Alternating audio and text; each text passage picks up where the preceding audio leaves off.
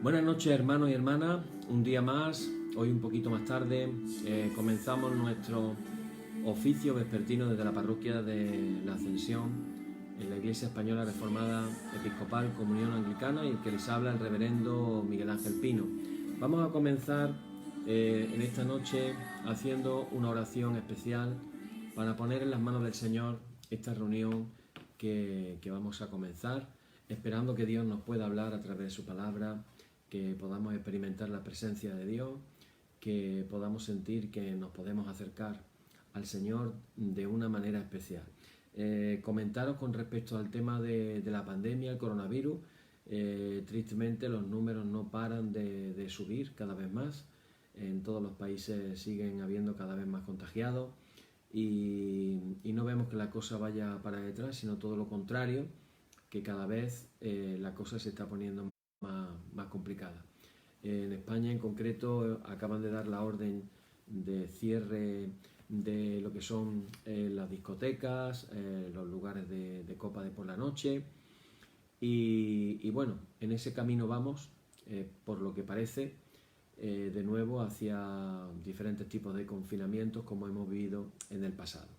También nos preocupa mucho la cantidad de personas que están en el paro o que están con un ERTE o que no saben, tienen la incertidumbre de si no saben si cuando termine el periodo del ERTE volverán de nuevo a sus empresas o no.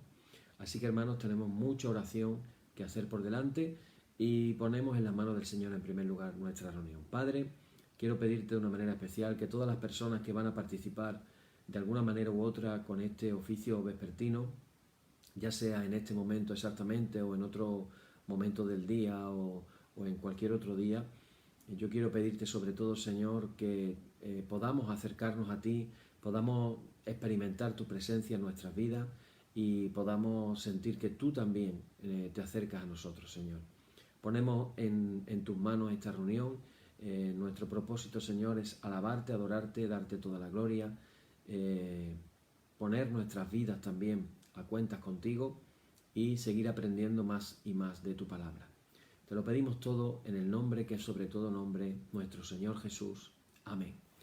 Y así comenzamos, hermanos, en esta noche con nuestra liturgia diciendo las palabras: en el nombre de nuestro Señor Jesucristo sea luz y paz. Amén. Desde el nacimiento del sol hasta donde se pone, sea alabado el nombre del Señor. Sea el nombre del Señor bendito desde ahora y para siempre.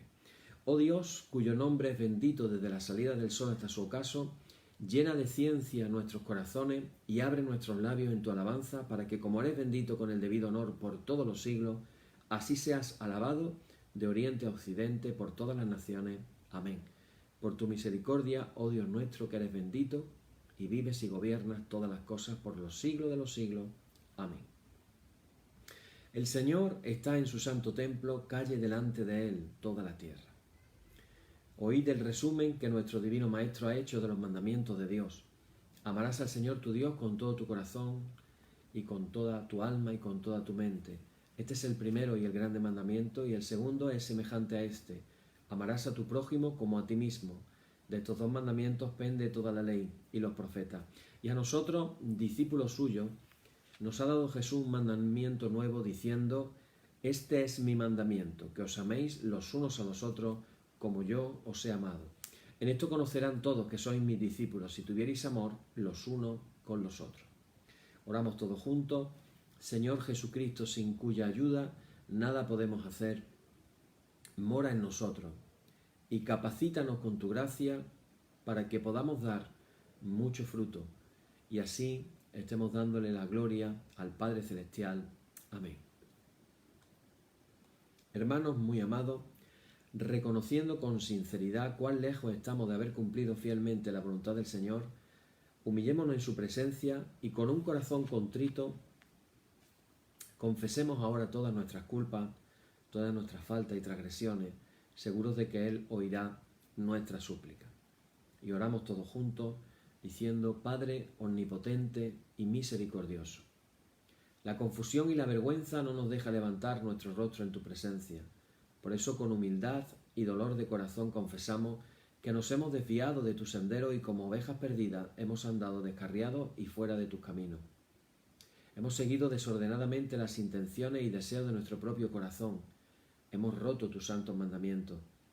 Además de no hacer lo que debíamos, hemos hecho lo que no estaba bien hacer. Por eso, Señor, ten misericordia de nosotros, pobres pecadores. Perdona, oh Dios, a los que confiesan sus culpas, restaura a los que se arrepienten según tus promesas declaradas a toda la humanidad en Jesucristo nuestro Señor. Amén. Y el Señor Jesucristo, que tiene la potestad de perdonar pecados sobre la tierra y que no desecha al pecador que a él acude para salud, oiga vuestros ruegos, perdone todos vuestros pecados y os conceda su Santo Espíritu, para que vuestra vida sea de aquí en adelante pura y santa, hasta que seáis recibidos en el goce de su eterna gloria en las mansiones del Padre Celestial. Amén. El Señor sea siempre con vosotros.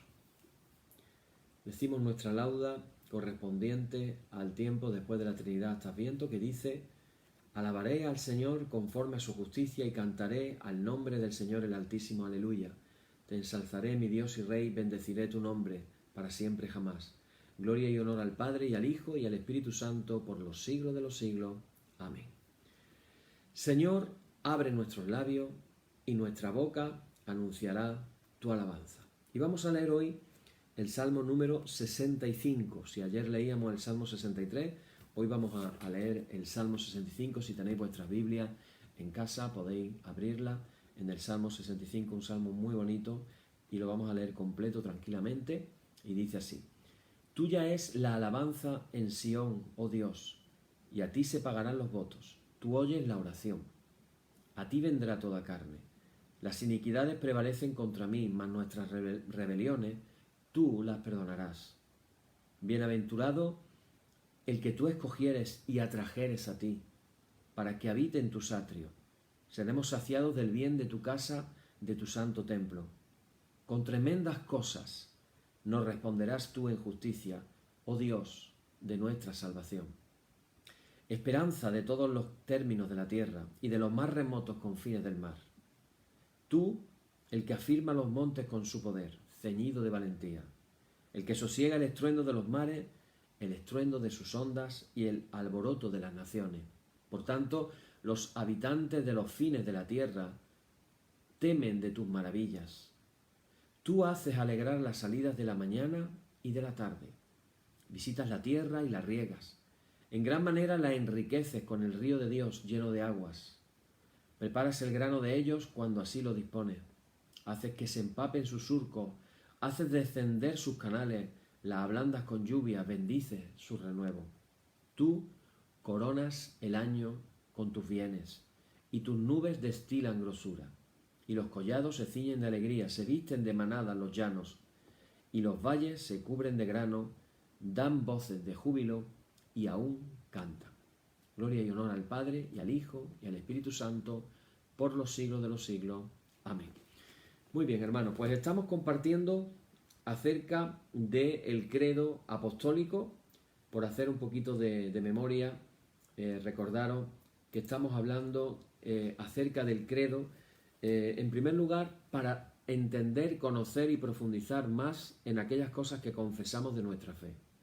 Todos los domingos, cuando nosotros celebramos la Cena del Señor, en la Iglesia Anglicana, en la Iglesia Ortodoxa, en la Iglesia Luterana, en la Metodista, en la Iglesia Católica Romana, todos los domingos, cuando se celebra la Cena del Señor, se confiesa la fe con el credo niceno, que es un poco más extenso que el credo apostólico, que es el que, como estamos diciendo, nosotros lo oramos a diario. Una confesión de fe, que yo he llamado instrumento de unidad para la cristiandad. Quiero recordaros, hermanos, este aspecto tan importante de orar por la unidad de la Iglesia o de la cristiandad en el mundo. Nos hemos acostumbrado a que haya tantas iglesias diferentes, tantas denominaciones cristianas. El otro día leía una cosa que es cuando menos curiosa, y es que en 16 siglos de historia, en tan solo 2 ocasiones, había habido disputas acerca de la manera de entender la Cena del Señor. 16 siglos de historia. Y a partir de la Reforma, en un siglo, en el siglo XVI se llegaron a contar hasta 200 maneras diferentes de interpretar la cena del Señor. 200 maneras diferentes. Lo curioso es que en esas maneras diferentes de interpretar la cena del Señor también surgían diferentes confesiones cristianas o iglesias. En la actualidad tenemos cientos de miles de denominaciones. Cientos de miles de denominaciones, además de las iglesias históricas, tanto las iglesias católicas como las iglesias protestantes. Y hermanos, yo quiero recordar la oración de Jesús. Tenemos que tener esa oración en nuestro corazón y orarla.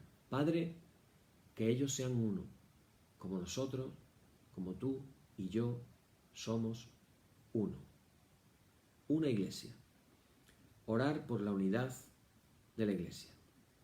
Y tener ese corazón para buscar la paz y para no seguir enfrentándonos en base a doctrinas que muchas veces, más que fruto de la interpretación de la palabra del Señor, terminan siendo fruto de nuestro orgullo intelectual o fruto de nuestro orgullo teológico o nuestro orgullo personal. Cuento una anécdota para que entendamos el disparate que supone las divisiones en la iglesia. Esto que voy a contar no es un chiste, es algo verídico, es algo que ha sucedido, no voy a decir dónde, pero ha sucedido en España. En una iglesia, de pronto, la iglesia se divide en dos grupos. El grupo que propone que la cena del Señor se tome de pie y el grupo que propone que la cena del Señor se tome sentado. La riña llega a tal grado que finalmente esa iglesia termina dividiéndose en dos iglesias, la de los sentados y la de los de pie. Pues ejemplos como eso tenemos literalmente, y para nuestra propia vergüenza, miles de ejemplos. Y luego queremos, cuando las personas nos dividimos, que no Dios, tengamos esto en cuenta, cuando las personas nos dividimos, queremos justificar los porqués de esas divisiones. Y hermanos, la desunión no tiene un justificante. Dios nos llama a la paz y Dios nos llama a la unidad. Hay unos versículos en la carta a los Efesios.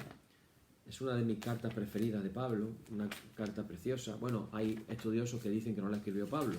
Yo seguiré pensando que fue Pablo quien la escribió, aunque haya ya expertos que digan que no la escribió Pablo, lo mismo que dicen muchas otras cosas, negando tantas cosas como niegan, ¿verdad? Bueno, en Efesios, en el capítulo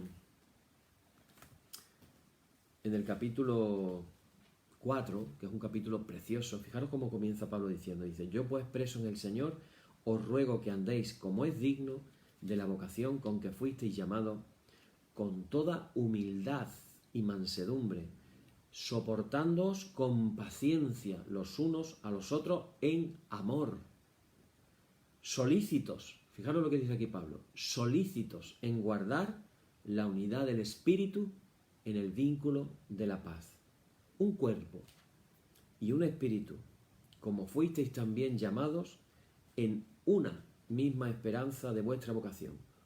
Un Señor, una fe, un bautismo, un Dios y Padre de todos, del cual es sobre todos y por todos y en todos.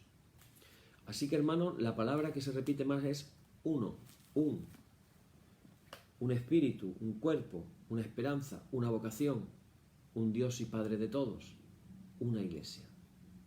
Así que recordar estas palabras, hermano. El credo es un instrumento de unidad para la cristiandad. Ojalá y demos a conocer a nuestros contactos, a nuestros amigos, a nuestros hermanos que no necesariamente están en nuestra iglesia, sino pueden estar en otras iglesias, en otras congregaciones, en otros países. Hermanos, animarlos a adherirnos a este movimiento en el que queremos buscar la paz, queremos buscar la unidad y queremos romper con la mentira de que la voluntad de Dios es los cientos de miles de denominaciones cristianas. No, hermano. Tenemos que salir de ese planteamiento. La voluntad de Dios es presentarse una, no cientos de miles de denominaciones cristianas, una iglesia gloriosa, sin mancha y sin arruga. Y estábamos ayer en el tema del credo con una frase, la frase de que Jesús padeció bajo el poder de Poncio Pilato. Y hablábamos de esa frase, y hablábamos de cómo el credo menciona los nombres de diferentes personas. Menciona a María, la madre de Jesús, menciona a Pilatos y menciona al mismo Jesús como hombres. Jesús, por supuesto, también es mencionado como Dios. Y veíamos las diferencias entre María y Pilatos y Jesús. Bueno, hoy os prometí que íbamos a hablar de una simple palabra de esa frase. Jesús padeció bajo. Bueno, pues vamos a hablar de la palabra bajo. Bajo. Y esa palabra bajo tiene que ver, de lo que vamos a hablar hoy, de la vida de Jesús como sumisión al señorío de Dios. ¿Por qué se proclama que Jesús es el Señor? Pues leíamos en el libro de Filipenses, capítulo 2, ¿os acordáis? El himno de la kenosis. Y ahí se dice que, como Jesús se humilló a sí mismo y fue obediente hasta la muerte, y la muerte fue de cruz, dice, por eso, por lo cual, Dios también le exaltó hasta lo sumo y le dio un nombre que es sobre todo nombre, para que en el nombre de Jesús se doble toda rodilla de los que están en los cielos y en la tierra y debajo de la tierra, y toda lengua confiese que Jesucristo es el Señor. Es decir, ¿por qué Jesús es exaltado? Porque antes de ser exaltado, Jesús, ¿qué hizo? Se humilló a sí mismo y se hizo obediente hasta la muerte, y muerte de cruz. Y de eso vamos a hablar hoy, de esa palabra bajo, es decir, la vida de Jesús como una sumisión al señorío de Dios. Y tenemos que reconocer, hermano, que si el hombre, el pecado del hombre, también significa hacer lo que nos viene en gana, vivir en un libertinaje más que en una libertad, contrariamente, la vida de Jesús fue una vida de obediencia. Una vida de obediencia al Padre. Por eso, Él puede decir, y Él tiene la autoridad para decir, no todo el que me llame Señor, Señor, entrará en el reino de los cielos, sino aquel que haga la voluntad de mi Padre. ¿Por qué Él tenía autoridad para decir eso? Porque Él vivía permanentemente haciendo la voluntad de su Padre. Qué cosa más maravillosa. Por eso le dice al diablo, no solo de pan vivirá el hombre, sino de toda palabra que sale de la boca de Dios. Jesús se alimentaba de la palabra que salía de su Padre, y de esa palabra que el Padre le decía a Jesús era el alimento de Jesús. Hacer la voluntad del Padre era alimento para Jesús. Por eso decía también, mi Padre trabaja y yo trabajo. Qué maravilloso es ese espíritu de obediencia que tiene Jesús con su Padre, el Padre Dios. Y Jesús es obediente. Y dice Pablo que es obediente no de cualquier manera, obediente hasta la muerte. En la Biblia, cuando se habla del ser humano, se habla de una existencia sujeta a límites. El hombre, lo quiera o no lo quiera reconocer, tiene límites. En los primeros capítulos del Génesis, ese límite está definido por la palabra de Dios. Y en esa palabra de Dios que le da a Adán, le dice, la cuestión se vuelve algo así como el comer o no comer. Podéis comer de todos los árboles del huerto, de todos. No hay límites. Pero no podéis comer del árbol de la sabiduría. De ese no. Pero de todo lo demás sí. Entonces, la cuestión que se le plantea al hombre es si acepta, este es el punto, si acepta o no los límites que Dios le pone como criatura, y si acepta la soberanía, es decir, que quien manda en el mundo es Dios. Y si Dios ha dicho esto no se puede hacer, pues sencillamente no se puede hacer. Bueno, la postura de Adán y Eva, venimos diciendo, es la postura típica de la postura de todos los seres humanos. Es decir, la tentación es más fuerte, el límite se transgrede, en ese afán de autodeterminación hace que la humanidad deje de estar bajo el signo protector de Dios. Lo podemos leer en Génesis, por ejemplo, capítulo 4, del 14 al 16. Y con esto lo que estamos haciendo es que perdemos la señal más característica de la humanidad como la concibió Dios. Es decir, perdemos lo más bonito que Dios concibió cuando nos creó. ¿Sabéis qué es? Lo más bonito. Que tendríamos la capacidad de relacionarnos con Él. Pero el pecado nos separa de Dios, nos aleja de Dios e interrumpe nuestra relación con Dios. Así que esa libertad para la cual fuimos creados solamente es real y es efectiva cuando la vivimos desde un horizonte de saber que hay límites, de que tenemos límites. Si transgredimos los límites, estamos cargándonos literalmente esa libertad que Dios nos dio. Ahora bien, Jesús como hombre, en el sentido más amplio del término, como ser humano, Él vive delante de nuestros ojos como un ser humano diferente. Jesús no es igual a nosotros como hombre, en el sentido de que Él es consciente de sus límites y en la libertad de la aceptación de los mismos. Mira, yo no sé si os habéis planteado que, aunque evidentemente estos datos no son exactos, estamos hablando, hay autores que hablan de una edad, otros hablan de otra, pero normalmente lo que por tradición venimos sabiendo es que Jesús vivió sobre la tierra, ¿cuántos años? 33, es lo que dice la tradición, ¿verdad? 33 años. ¿Y comenzó su ministerio con cuántos años? ¿Con 30? Vale, ¿cuánto duró su ministerio? Yo quiero que lo pensemos esto hoy. 3 años. 3 años. El ministerio de Jesús en la tierra duró 3 años.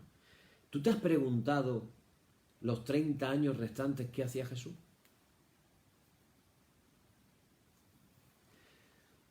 Hemos estado dando unas clases de audios que algunas personas lo han escuchado y bueno, nos damos cuenta de que esos años, si le quitamos la anécdota de cuando Jesús con 12 años fue al templo y se cuenta que estaba hablando con los doctores del templo y los padres se regresaron a Nazaret y Jesús se quedó charlando con los sabios del templo, si quitamos esa anécdota prácticamente no se sabe absolutamente nada de la vida de Jesús. ¿Eso qué quiere decir? ¿Por qué? ¿Cuál es el misterio? ¿Por qué en los evangelios no se nos ha contado esos 30 años de la vida de Jesús? ¿Sabes por qué? Porque estaba haciendo algo completamente normal. Se nos cuenta que su padre, José, la profesión que tenía, José era lo que se llama un teknos, en griego, teknos. Tradicionalmente le hemos llamado el carpintero, pero no es exactamente así. Un teknos es, por decirlo así, es como un constructor de casas. Es decir, implica más habilidades que la que sería solamente hacer cosas con madera. Un teknos era un carpintero porque hacía cosas con madera, pero era algo más que eso. También construía casas. Vale, el mayor orgullo de un padre era enseñarle su propia profesión a su hijo. Por eso los artesanos pasaban las profesiones de padre a hijos. Y todavía eso, entre los gremios artesanales, aunque se ha perdido evidentemente muchísimo, era un orgullo que el padre le enseñara su profesión a su hijo. Bueno, aquí os vais a enterar que mi padre de Córdoba era platero y hacía filigranas. Y yo tengo en la memoria de mis recuerdos de más pequeño, este sería mi segundo recuerdo de más pequeño. Fijaros cuál es mi recuerdo. Mi recuerdo es que mi madre me preparaba una fiambrera, me la metía en una bolsita, de estas bolsitas antiguamente parecidas como las que teníamos para guardar el pan, en Córdoba le llamaban una talega, una bolsita de tela con una asita, y yo iba desde mi casa a donde mi padre estaba trabajando a llevarle la fiambrera. Entonces yo era tan pequeño, calcúlale, tendría unos 3-4 años, y había muchas mujeres trabajando allí con mi padre, haciendo los trabajos que se hacen característicos de la platería en Córdoba. No voy a entrar ahora en eso, pero estamos hablando de cosas de plata, de oro, lo que es un joyero, un platero. Yo recuerdo que las chicas aquellas, yo tenía 3-4 años, pues ¿qué hacían? Me cogían en brazos, me daban besos, me sentaban en las rodillas. Pero ese no es el recuerdo mayor. ¿Sabéis cuál es el recuerdo mayor? Que mi padre me había construido un banquito, o sea, una mesita con unos cajones exactamente igual que como la mesa en la que él trabajaba. Y a mí me encantaba llevarle a mi padre la comida porque ese día yo me iba a sentar con mi padre en mi banco de platero. Como que yo, con 4 años, yo iba a ser de mayor platero. Y ahí mi padre me enseñaba a recoger el hilo el polvo del oro de cuando se ha lijado y se ha pulido y suelta el pizquito del oro, que eso vale mucho dinero. Con un cepillito él me enseñaba a recoger el polvo del oro, después juntarlo, todo ese polvo, ponerlo en un cacharrito de cerámica y con un soplete disolver el oro, formarse una bolita. Yo hacía todo eso con mi padre. Después coger esa bolita y transformarla otra vez en un hilo de oro. De eso no se me puede olvidar. El orgullo de mi padre era que yo hubiera podido ser platero. Bueno, pues el orgullo de José, el padre de Jesús, era que su hijo Jesús siguiera con su profesión. Entonces lo más probable es que Jesús estuvo 30 años trabajando obedientemente a su padre y a su madre. Obediente, 30 años. Ahora, imaginaros, en algún momento de su existencia, siendo consciente de quién él era, ¿no le habría entrado el nerviosismo de comenzar su ministerio viendo las necesidades que le rodeaban? La pregunta es, ¿por qué? Tú te preguntarás, ¿por qué tuvo que esperar a tener 30 años para comenzar su ministerio? ¿Sabes por qué? Porque tenía que esperar a que su otro padre, el Padre Celestial, le diera la indicación para ahora. Por eso son tan significativas las palabras del Evangelio de Marcos, que yo las recuerdo mucho. El Evangelio de Marcos, voy a daros la cita exacta para que la recordéis y vais a ver que ahora hay cosas que pueden tener más sentido todavía. En Marcos capítulo 1, versículo 14, dice: después que Juan fue encarcelado, Jesús vino a Galilea predicando el Evangelio del reino de Dios, diciendo, esta es la clave, el tiempo se ha cumplido. Es decir, hay muchos estudiosos que dicen, bueno, cuando metieron a Juan el Bautista en la cárcel, eso fue para Jesús una señal para él comenzar su ministerio, pero estamos equivocados, porque Jesús solo hacía lo que veía hacer a su Padre Celestial. Solo decía lo que su Padre Celestial le decía que dijera. Y él hacía ver a los demás que él era un mensajero, un enviado de Dios, del Dios Padre. Así que tuvo que esperar 30 años para poder decir esta frase: el tiempo se ha cumplido. Ahora, 30 años esperando para decir eso. Y luego, después de estar 30 años esperando en la tierra, trabajando como carpintero, solo dedicó al ministerio 3 y murió. Obediente hasta la muerte. ¡Qué tremendo! Por eso el primer Adán es el Adán que desobedeció el mandato de Dios, y el postrer Adán, del que nos habla Pablo, que hablábamos ayer, el postrer Adán es el que por la obediencia. Ahora, fijaros, ¿esto de la obediencia es fácil? No. Hay un versículo en Hebreos que dice, hablando de Jesús, dice, por lo que padeció, aprendió la obediencia. ¿Está insinuando acaso que Jesús tuvo que aprender a ser obediente? En cierta manera sí. ¿Fue fácil ese aprendizaje? Según el versículo, no. Porque dice, por lo que padeció, aprendió la obediencia. Padecimiento, obediencia, aprendizaje. Así que aquí nos encontramos. Esa vida bajo el señorío de Dios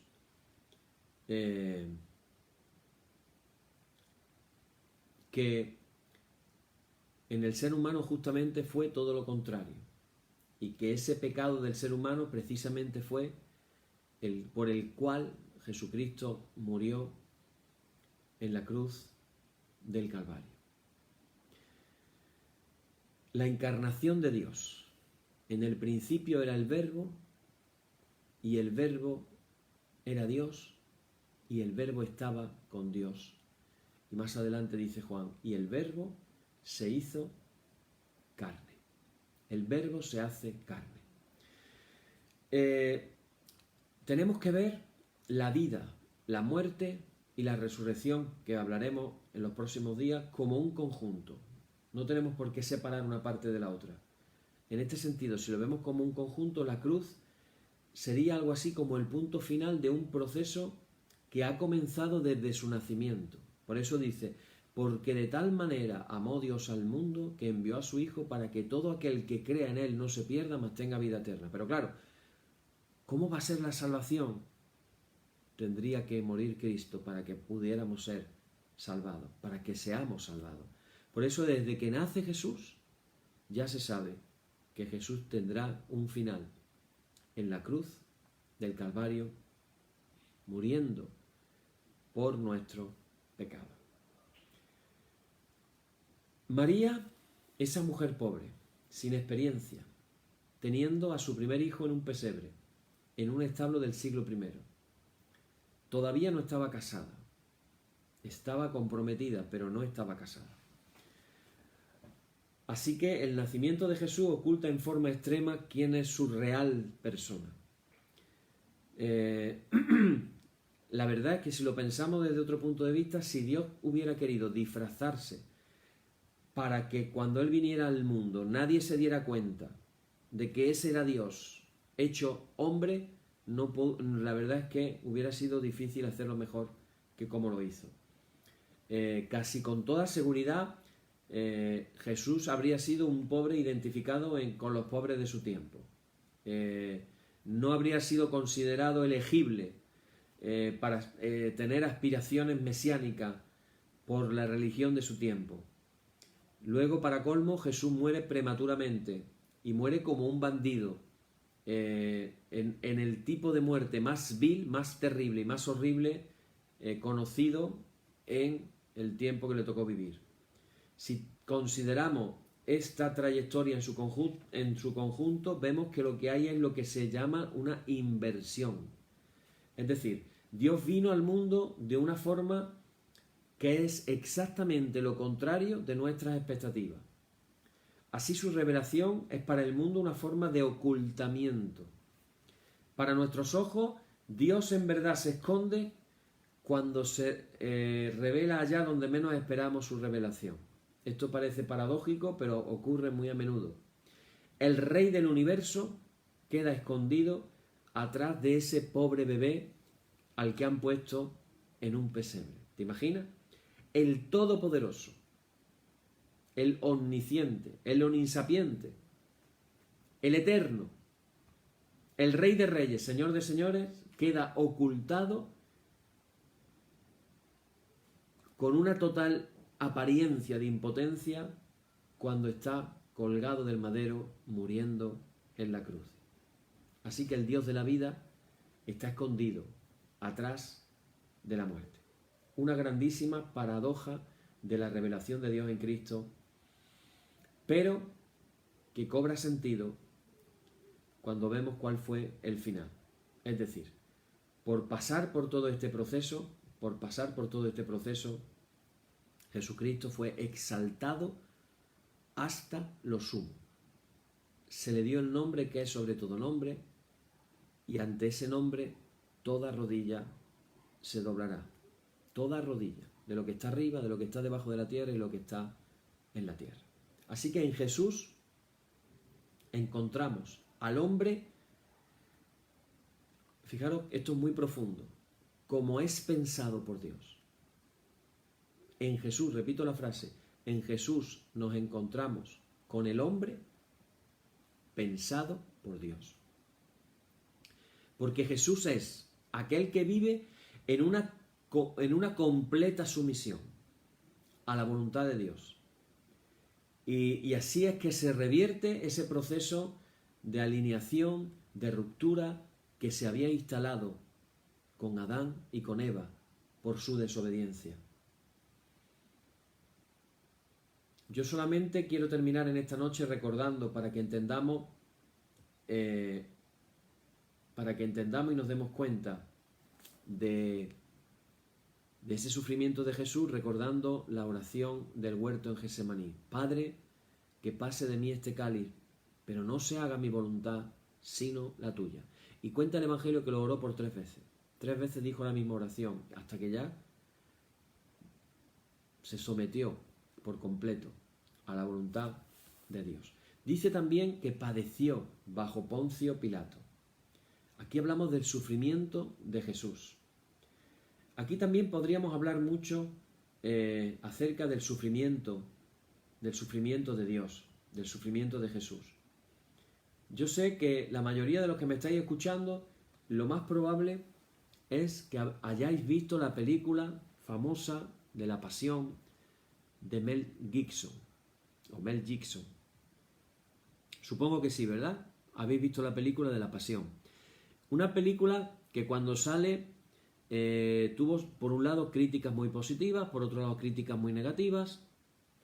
Las críticas negativas decían que pareciera que aquello era un baño de sangre permanente y que no había nada más que sangre y sangre y sangre en toda la película. Pero ayer precisamente, cuando terminó el oficio, yo mandé también un link con la canción de Jesús Adrián Romero que yo había planteado en el oficio, que era Si yo hubiera estado allí, si hubiera estado allí. Y casualmente en esa película, en ese vídeo de la canción Si hubiera estado allí, tiene imágenes de la película de Mel Gibson, ese enlace que yo mandé. Hermano, a mí me gusta decir lo siguiente. Desde el punto de vista físico, es decir, las imágenes de cómo le dieron los latigazos, es lo que cuenta la historia romana. No estamos descubriendo nada nuevo. Lo que pasa es que, claro, cuando nosotros leemos la Biblia y nos ponemos a imaginar las cosas, dependiendo de la imaginación que nosotros tengamos, pues vamos a ver las cosas de una manera o de otra. Vivimos en una sociedad donde hay cosas que nos gusta ocultar o de las que no nos gusta hablar. Por ejemplo, hemos visto cosas muy desagradables en el coronavirus. Hemos visto en países latinoamericanos la gente abandonando a sus muertos en las calles porque no hay quien los recoja.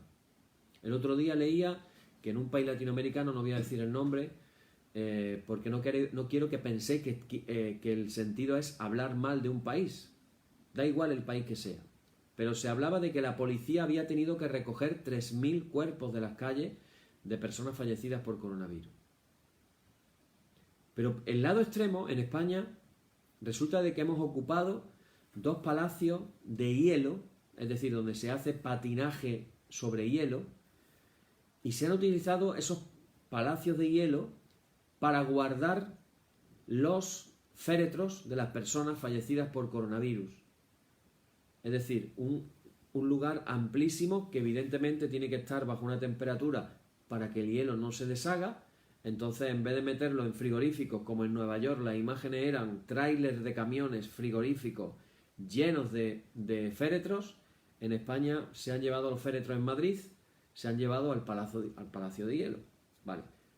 ¿Ha salido por televisión alguna imagen de esos palacios de hielo llenos de féretros? No. ¿Sabéis por qué? ¿Sabéis por qué esas imágenes se evitan? Porque vivimos en una sociedad que tratan de ocultarnos realidades de la vida. Y una de las realidades es la muerte.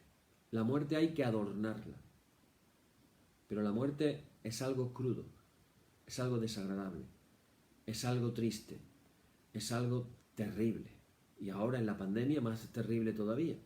Entonces, ¿por qué cuando sale en una película que están dándole latigazos a Jesús, resulta que no somos capaces de imaginarnos a un Jesús completamente lleno de los arañazos, de los latigazos, cubierto de sangre? No nos lo podíamos imaginar así de terrible porque ese tipo de cosas las descartamos de nuestra mente. Pero en aquella época que estaban tan acostumbrados a ese tipo de cosas, y no hay que irse muy lejos, en la Edad Media, en España, en las plazas de los pueblos, la Santa Inquisición colgaba a los herejes y los quemaba.